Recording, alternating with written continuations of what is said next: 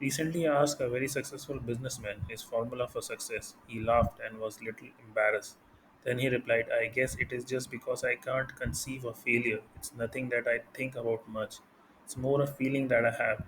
His statement coincided completely with my own belief and experiment. We can think about something forever, never see it in our world. But once we let feeling its reality, we are bound to encounter it. The more intensely we feel, the sooner we will encounter it, and we have all the regard for the feelings as much as our effect, and not sufficiently as cause of the event of the day. Feeling is not only the result of our condition of life, it is also the creator of those conditions. We say we are happy because we are well, not realizing that the process will work equally well in the reverse direction. We are well because we are happy. We are too far undisciplined in our feelings. To be joyful for another is to be bless ourselves as well as him. To be angry with another is to punish ourselves for his fault. The distressed mind stay at home, though the body travel to the end of the earth, while the happy mind travels through the body remains at home. Feeling is a secret of a successful prayer, for in prayer we feel ourselves into the situation of the answered prayer, and then we live and act upon that conviction. Feeling after Him, as the Bible suggests, is a gradual unfolding of the soul hidden capacity. Feeling yield is an important to one another. It is a ferment without which no creation is possible. All forms of creative imagination imply implement of feeling. All emotional disposition, whatever feeling have influenced the creative imagination. Feeling after him has no finality.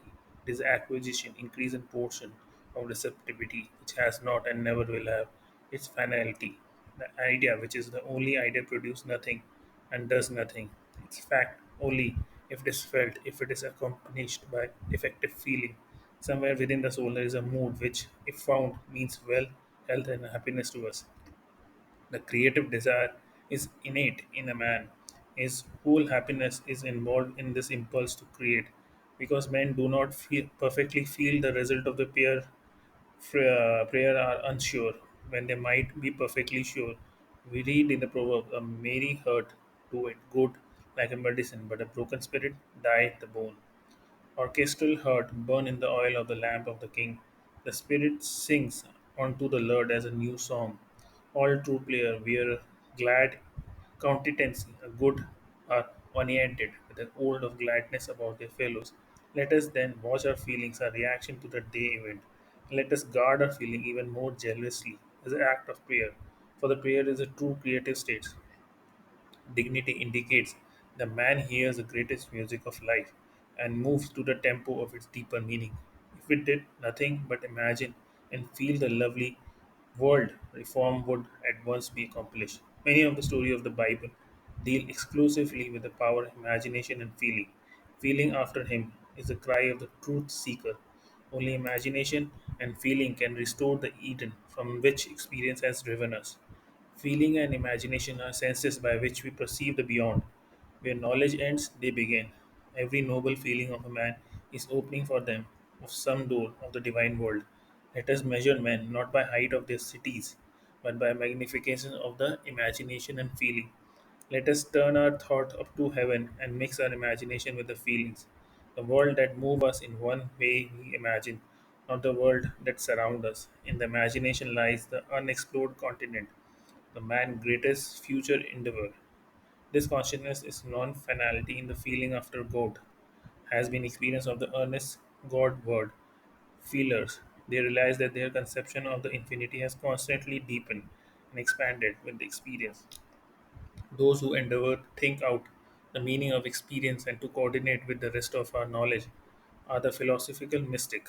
Those who try to develop a facility by themselves and to deepen the experience are practical or experiential mystic. Some and among the greatest have tried to do both. Religion begins in the subjective experience. Religion is what man does with his solitude. For in solitude we are compelled with a subjective experience. It is of religious attitude that I shall speak next Sunday morning. This will be the next Sunday morning. I shall take the services of Dr. Ballas this season. The best defense against a deceptive assault upon our mental and moral eyesight is the spiritual eye or the eye of God. In other words, a spiritual ideal that cannot be changed by circumstances, a code of personal honor, integrity in ourselves, and a goodwill and love to others. Not what we thought or what we have thought to behold God with his merciful eyes, but what that thought would do. Through the veins of the humblest man on earth run the royal blood of being. Therefore, look at the man through the eye of imaginative love, which is really seeing with the eye of God. Under the influence of the eye of the God, the ideal rise up to the actual, as water is etherealized by the sun into the imaginary cloudland.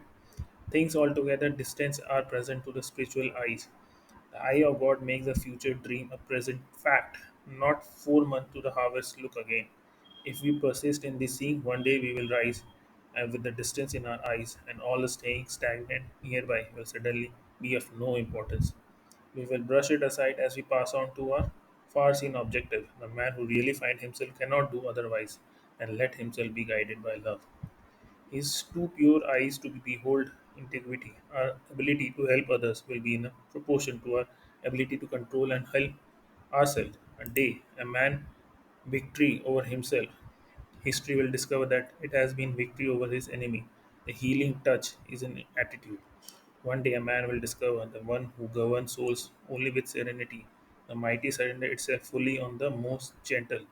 Recognize the power of feeling. Let us pay strict attention to our moods, attitude. Every stage of a man progress is made through the exercise of his imagination and feeling. By creating an ideal within our mental sphere, we can feel ourselves into the ideal image till we become one, and the same with it, absorbing its quality into the very core of our being. The solidarity or capacity can, by the intensity of imagination and feeling, effect so that he can act through many men and speak through many voices, extends our feeler, trust our touch, participate in all the flights of our imagination and be not afraid to our sensitivity. The best way to feel another good is to be more intensely aware of it. Be like a friend and have more of the feeling for the well, health, and the happiness you desire. Ideas do not bless unless they are descended from the heaven and take flesh.